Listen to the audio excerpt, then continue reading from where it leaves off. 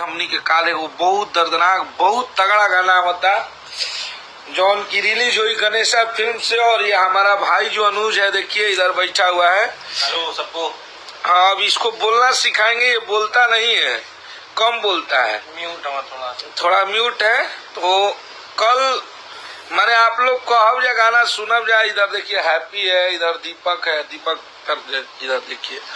तो काल जो हमनी के गाना रिलीज होता है, हमनी के ट्रेंडिंग स्टार, हमनी के हिट मशीन गर्दा गाना बा। आप सब हमारे को गाना सुनने रही दढ़िया, वो गाना के याद दिला दी। और एगो गाना दूसरा गाना तीन जैसन तो ना हो सकेला, ओकरा ले बेस्ट हो सकेला, ओकरा ले डाउन हो सकेला।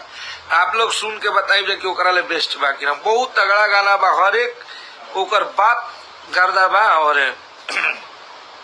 हर एक बात हमरा लागत है कि हमारे भाई हमारे इंस्टाग्राम के जितना इन्फ्लुएंसर बा लोग के मजा आई, उ लोग के बढ़िया लगी। और आप लोग बस आशीर्वाद प्यार बनौले रही जा अपना भाई पे, अपना बेटा पे। और का कहल जा। और भैया